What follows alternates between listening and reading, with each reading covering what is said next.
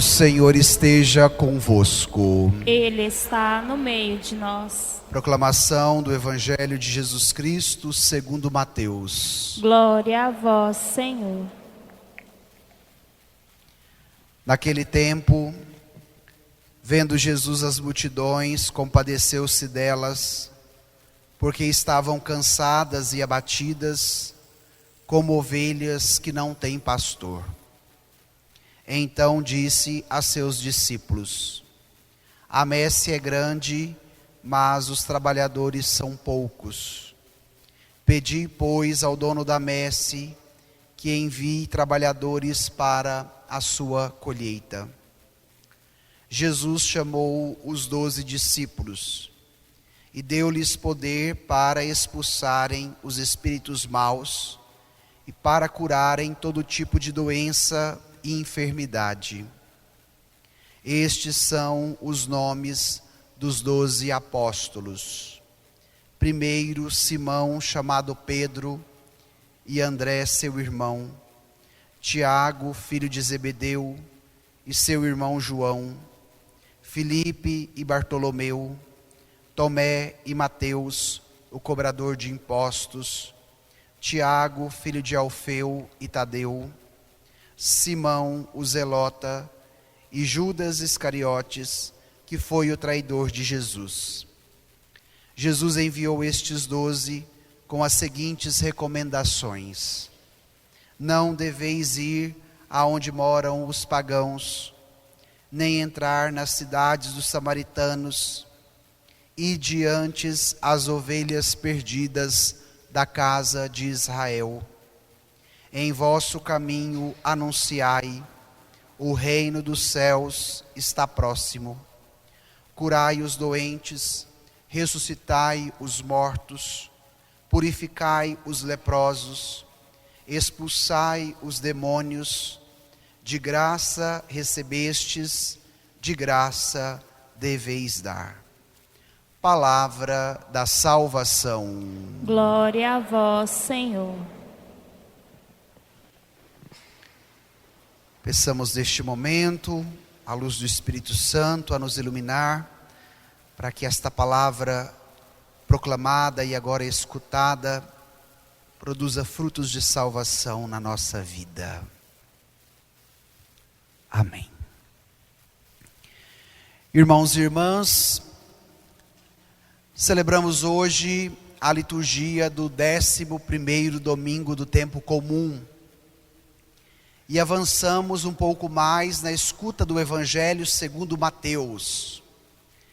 Quem participou da missa no domingo passado, ouvia no trecho do Evangelho, Jesus chamando Mateus, que era um cobrador de impostos, depois os fariseus em cima de Jesus e dos discípulos, dizendo como que ele vai à casa de um pecador, como ele senta à mesa para fazer a refeição com um pecador público. E Jesus diz: eu não quero sacrifício, mas eu quero a misericórdia. E aqui nós encontramos a essência do ser de Deus, a misericórdia. Então a palavra misericórdia vem da junção de duas palavras latinas. A primeira palavra é miserere, que significa miséria. E a segunda palavra é cordis, que significa coração.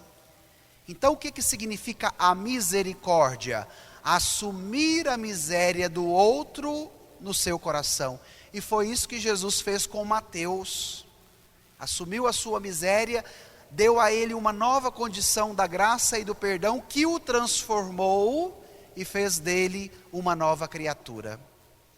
E é disso que nós precisamos no caminho religioso e na vivência da fé. Por que nós falamos da misericórdia? Porque agora o Evangelho vai continuar nesta mesma tônica. Então, se você tem o folheto em mãos, eu te convido a retomar o trecho de hoje. Pegue aí Mateus capítulo 9.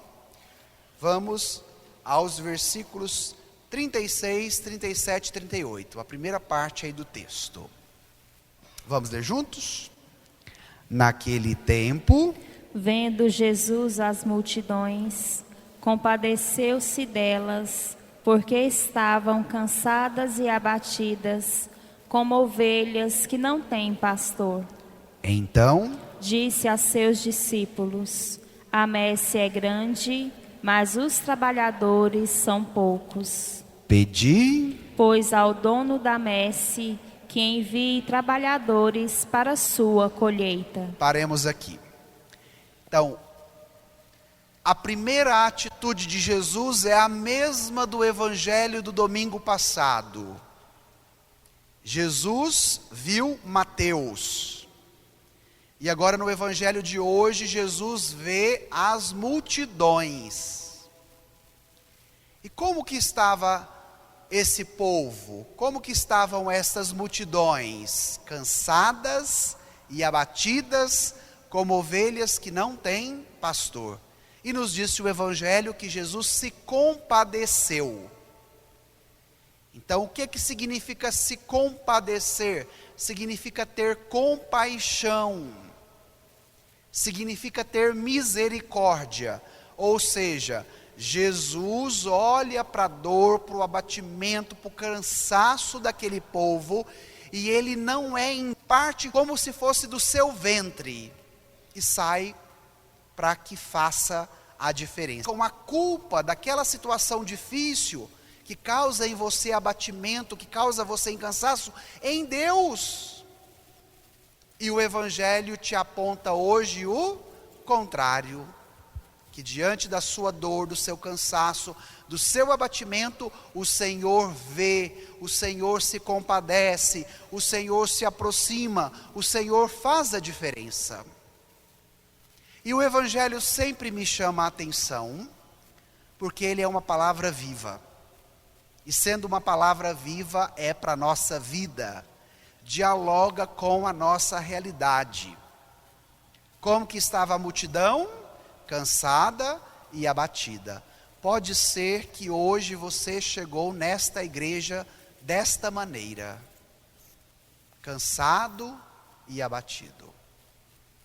A psicologia atualmente tem utilizado um termo que me chamou muito a atenção.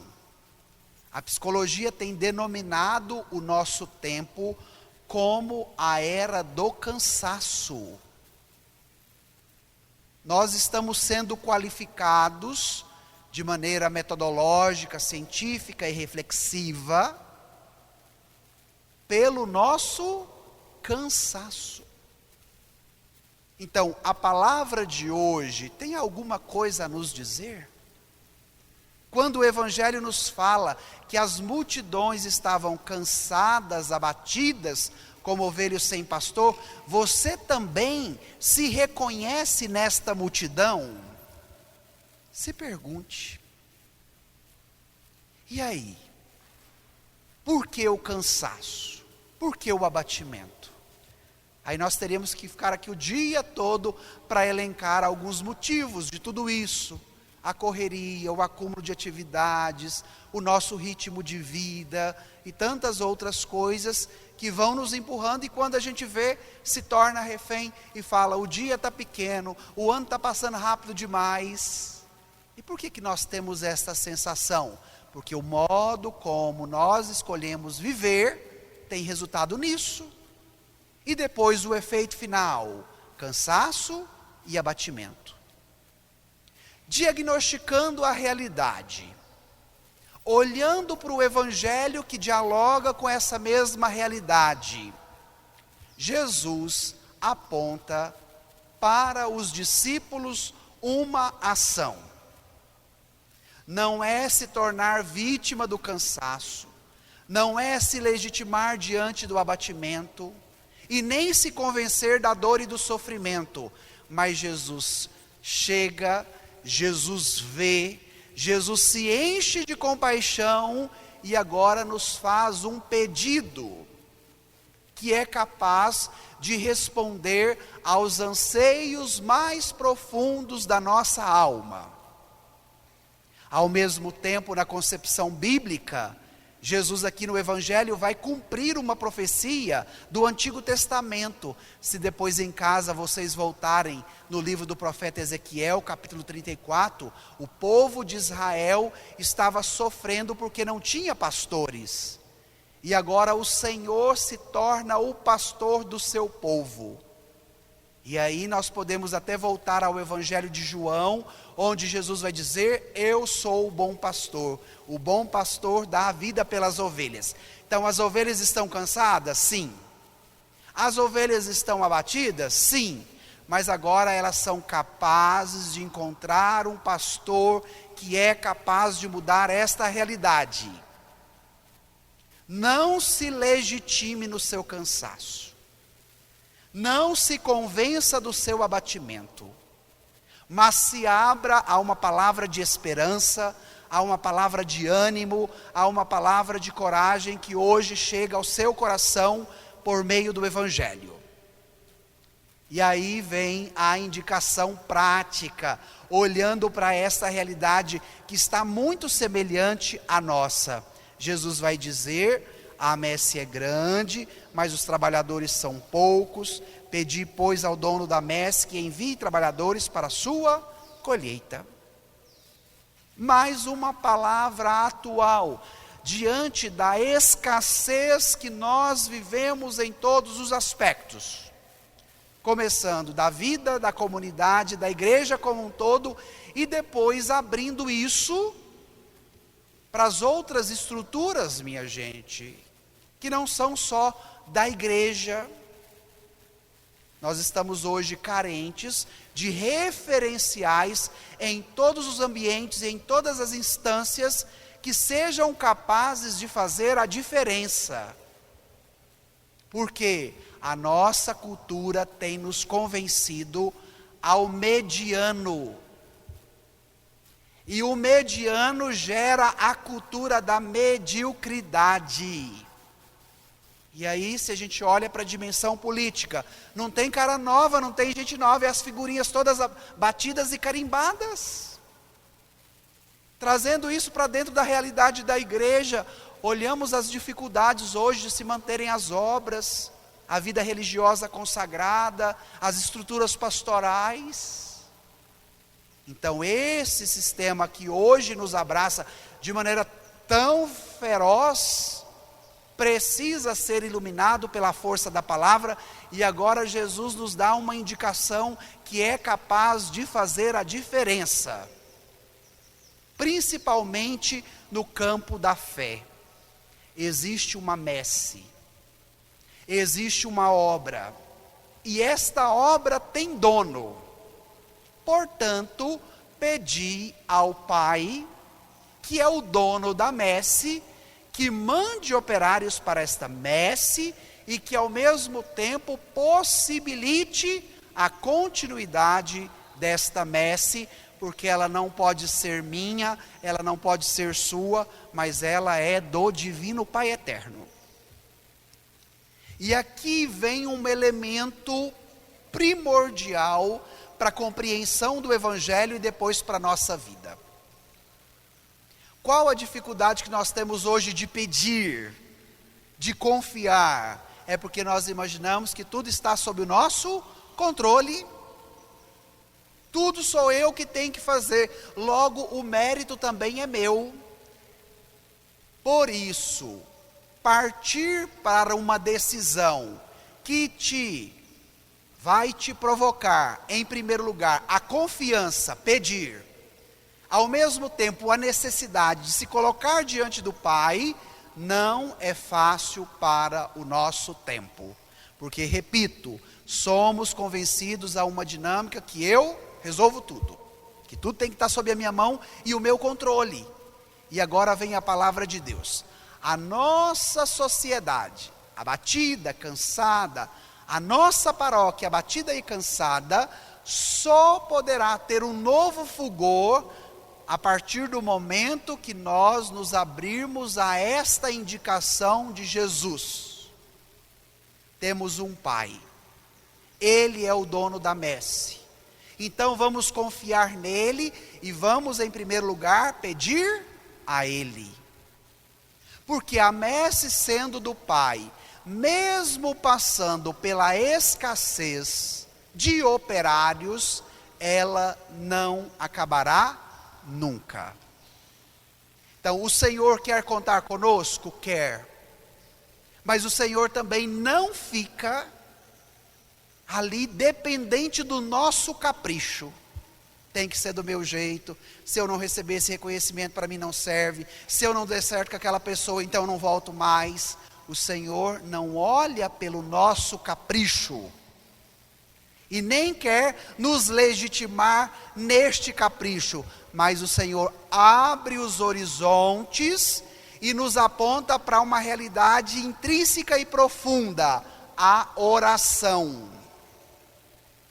A capacidade que temos de perseverar no chamado que o Senhor nos faz, consiste consequentemente na capacidade que desenvolvemos pela via de oração. Porque de repente posso fazer uma experiência muito bonita e profunda do amor de Deus, que maravilha.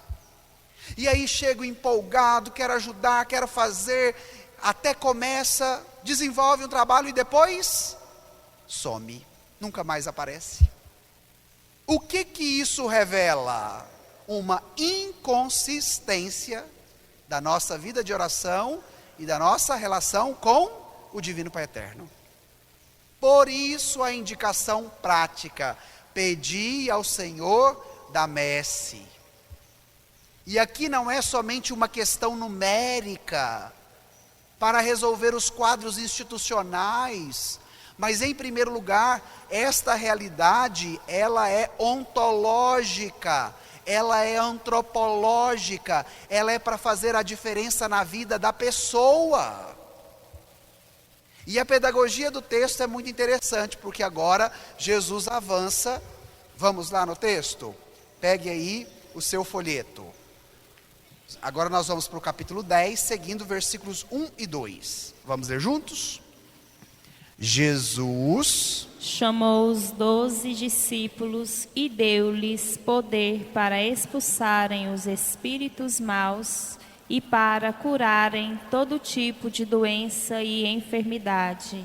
Estes são os nomes dos 12 apóstolos. Paremos aqui. Olha que interessante a pedagogia de Jesus. Se a messe é grande, os operários são poucos, a obra é do Pai, então quem chama?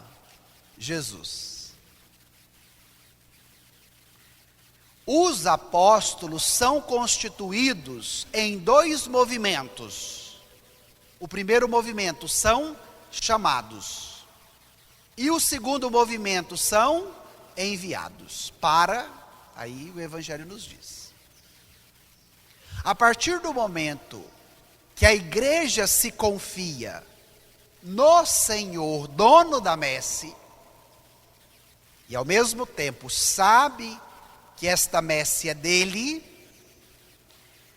esse movimento gera uma via de mão dupla. Em primeiro lugar, o Senhor que chama, e em segundo lugar, o Senhor que envia. Na igreja, ninguém se faz discípulo por conta própria.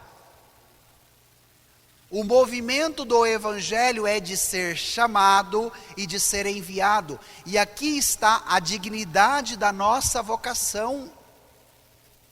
O chamado, a chamada, não é meramente para ser um instrumento para fazer alguma coisa.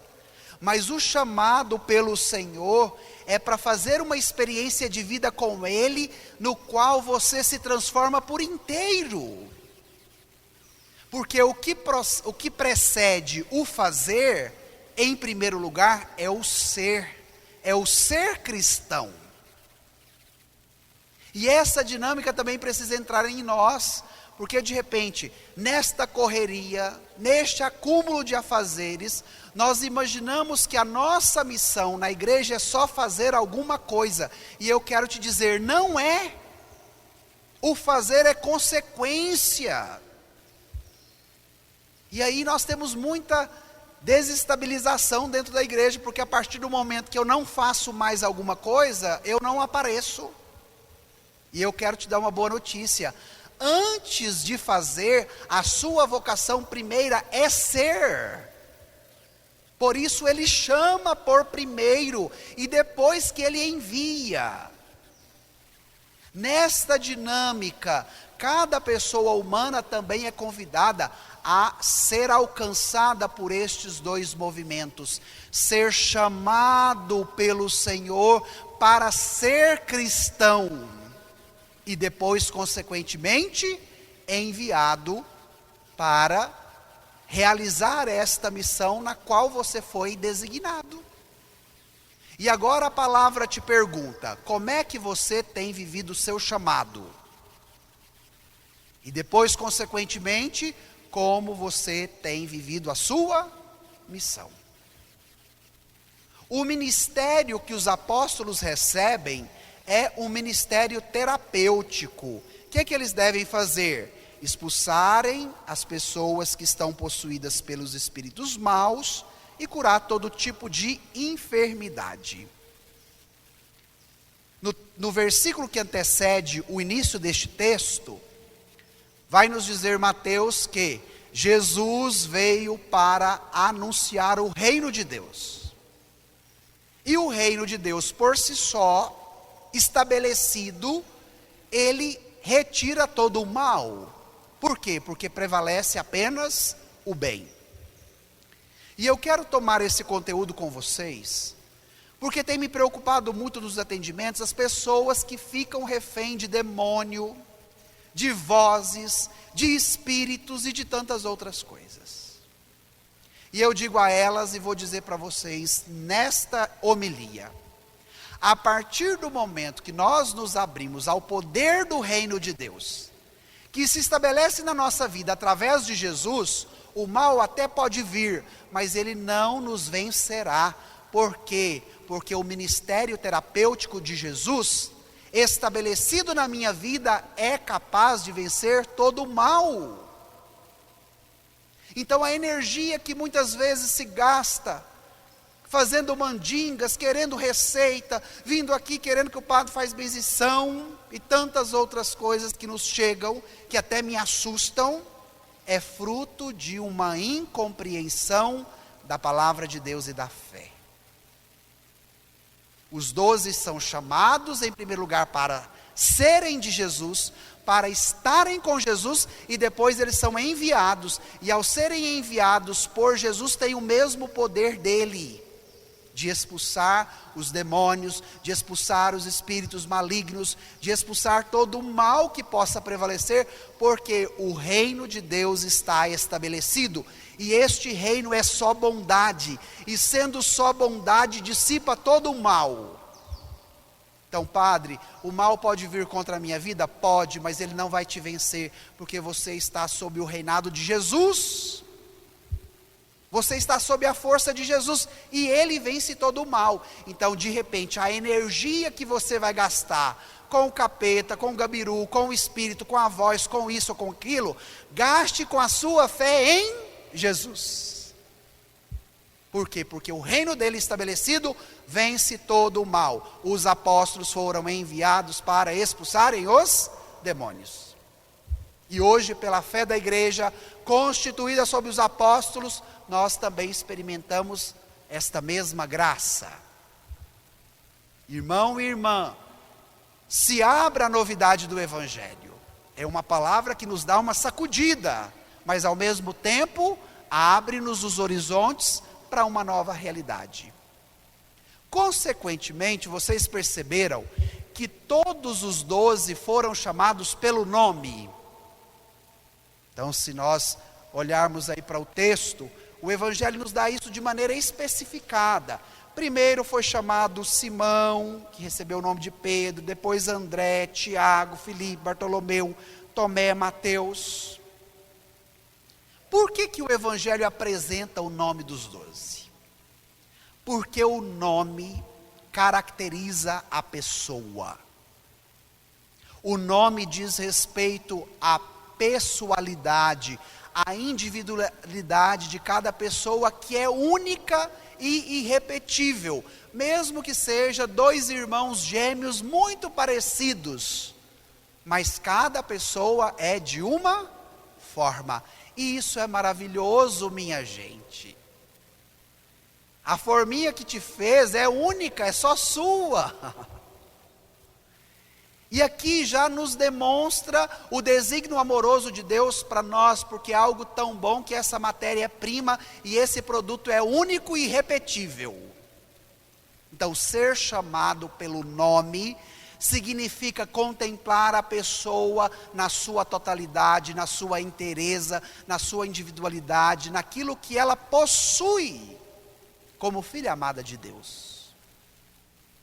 E hoje você é convidado a olhar para esta lista do Evangelho, colocando qual nome? O seu nome. Lá está o de Simão, o de Tiago, o de João, mas agora você vai colocar o seu nome. Porque este desígnio amoroso, que o Evangelho já está nos apresentando, é para a vida de todo aquele que se abre ao chamado e depois, consequentemente, o envio. São pessoas distintas, de condições sociais distintas, de temperamentos diferentes. E aqui está a beleza da igreja. Ela tem a sua diversidade, cada pessoa é única. Mas nesta diversidade, todos são chamados a um caminho de purificação e unidade no Senhor, para que prevaleça a vontade dEle. E daqui a pouco nós vamos ouvir, nos evangelhos seguintes, Jesus ensinando os discípulos a rezarem. E ele ensina os discípulos a rezarem pedindo: seja feita a tua vontade. Então na igreja somos distintos e isso é muito bom, mas trabalhamos em prol do mesmo Senhor, porque esta messe só tem um dono e o que deve prevalecer é a vontade do Senhor e não a minha. Vocês estão percebendo a profundidade do Evangelho e a atualidade desta palavra também para a minha vida, para o meu chamado, para a minha caminhada de fé? E diante disso, vem agora um outro elemento importantíssimo. Vamos aos versículos 6, 7 e 8, lá no final do texto. Vamos ler juntos? Ide antes às ovelhas perdidas da casa de Israel. Em vosso caminho anunciai: o reino dos céus está próximo. Curai os doentes, ressuscitai os mortos, purificai os leprosos, expulsai os demônios. De graça recebestes, de graça deveis dar. Gente, o Evangelho é muito intrigante por um lado e belo por outro. A indicação de Jesus aos discípulos: ir às ovelhas perdidas. E esse é o convite. Papa Francisco tem dito constantemente a nós, igreja, uma igreja em saída, as ovelhas perdidas. Então esse é um desafio atualíssimo. Como evangelizar as ovelhas perdidas? Começando por aquelas que estão na nossa casa. De repente é seu filho, seu marido, sua mãe, seu pai, seu irmão. É um desafio. Porém, somos imbuídos de uma graça especial. O Senhor os revestiu de poder. Então hoje nesta missa, mais do que julgar as ovelhas perdidas que você conhece, o que você vai fazer? Você vai rezar por essas ovelhas perdidas. Então toda vez que vier a vontade de julgar, de condenar uma ovelha perdida, lembre do Evangelho de hoje.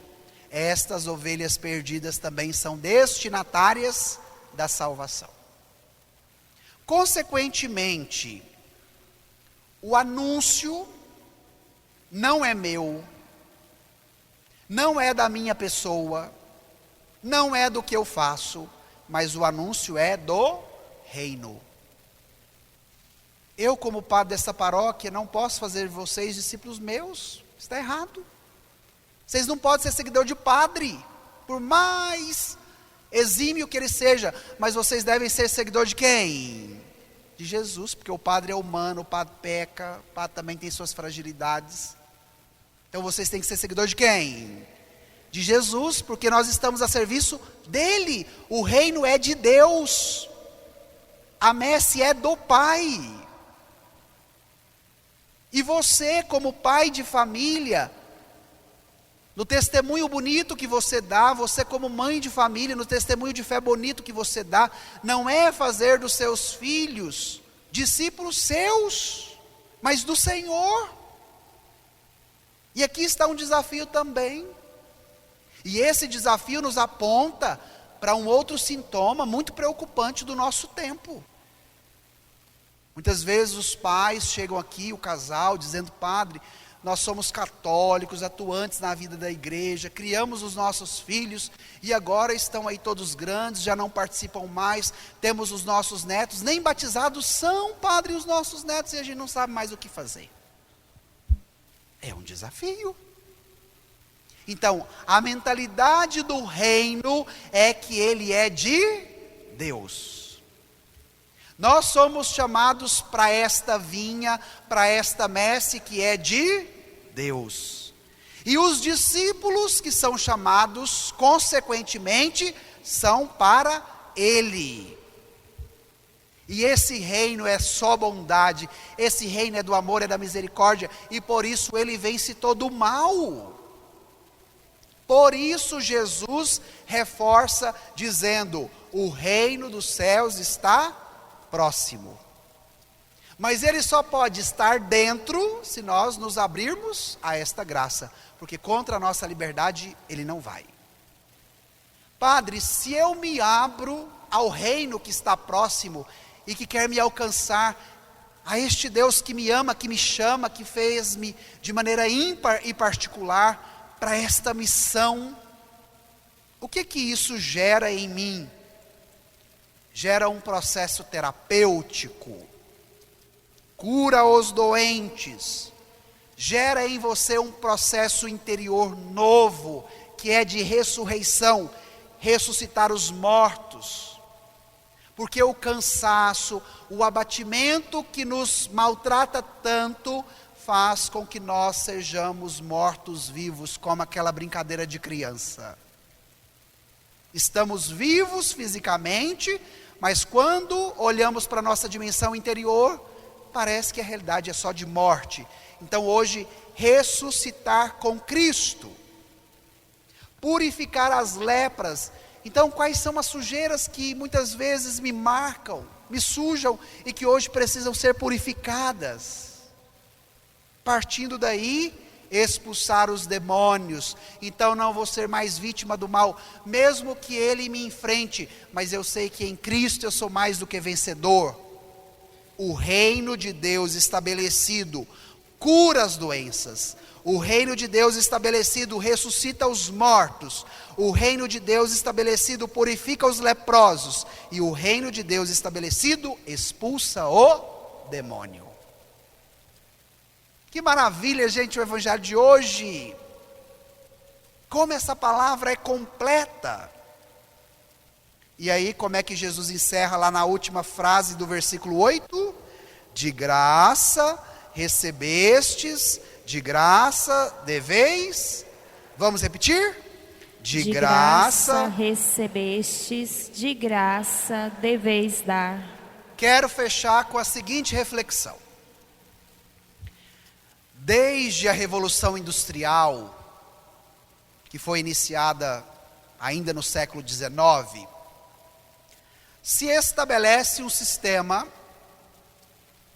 econômico-administrativo denominado capitalismo, que chega até nós nos tempos atuais.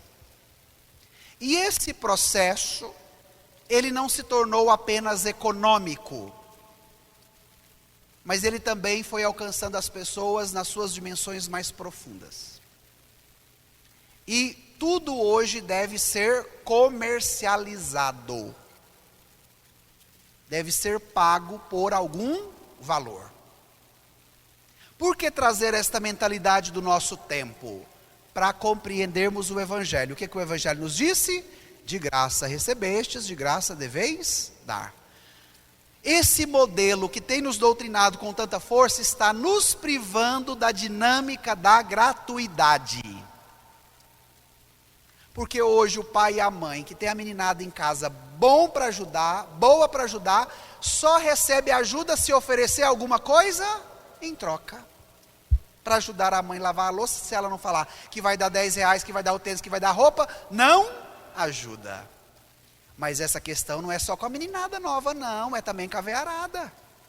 Porque de repente tem lá o pai e a mãe idoso, que já não consegue, o filho, já com mais de 40, 50 anos, só ajuda a mãe se a mãe pagar a faxina para a filha dar dentro da casa dela. Então, com as crianças a gente ri, acha bom, que bom, o padre falou lá e cutuca o filho do lado. Mas quando é com a gente, aí a porca torce o rabo. Para vocês entenderem, essa dimensão alcança a todos de mamana caducando. E o Evangelho agora quer resgatar essa dimensão, gente, da gratuidade. Porque este reino, esta graça, esse amor, esta misericórdia é tão valioso que não existe cifrão matemático que poderia reduzi-lo a um preço, a um valor. E por ser tão valoroso, só pode ser de graça. Por isso lhe é dado de graça. Vamos recuperar, minha gente, a dimensão da gratuidade, que de fazer um bolo e de dar um pedaço do bolo para o outro, como a gente já viveu no passado. Hoje muitas vezes somos tão mesquinhos, fazemos só o que come e ainda o que sobra a gente joga fora no lixo. Estamos perdendo a dimensão da fartura, da gratuidade, da graça. Como era bom a gente ir numa roça, comer pamonha e ainda sair com aquela sacola de pamonha para comer outro dia. Não é verdade? Então, são exemplos pequenos para nos abrir os horizontes, que é da graça. De graça recebestes, de graça deveis dar. Então, a partir do momento que eu recebo essa graça na minha vida, que eu compreendo esse chamado, que eu vivo o meu ser em Cristo, que eu me disponho à dinâmica da missão, esta graça vai gerando também em mim essa virtude da gratuidade para com o outro, para com a vida em comunidade, para com as pessoas mais necessitadas. Sejamos críticos diante dos sistemas e das ideologias que muitas vezes nos são impostas. Por isso que estudar faz bem, gente. Ler faz bem. Conhecer a palavra de Deus, que traz uma nova tônica, uma nova dinâmica. E aí quando nós nos abrimos à graça de Deus, esta graça é de graça, nos coloca nesta alteridade da relação com o outro, e aí, minha gente, vem uma abundância de graça, em todos os aspectos. Eu digo também nos atendimentos, não queira viver a fé de maneira muquirana, como é o termo goiano utilizado, né? Mas queira viver a fé e a graça de maneira expansiva, aberta, porque o movimento das consequências do que nos alcança parte em primeiro lugar do movimento interior que te motiva. Então, se você é uma pessoa agradecida, se prepare para a enxurrada de graças que vai chegar na sua vida. Por quê? Porque a energia que te movimenta, ela dilata, ela se expande e ela tem consequências. Então, se a minha energia é da graça, da gratuidade, isso vai gerar em mim um movimento de graça. E as graças virão em abundância. Mas se o movimento é contrário, também se prepare para a carestia. Então, irmãos e irmãs, que nesta manhã de hoje sejamos alcançados pela força do Evangelho e permitamos que Ele nos dê uma sacudida, abra os nossos horizontes e nos coloque na dinâmica da graça. Louvado seja o nosso Senhor Jesus Cristo. Para sempre seja louvado.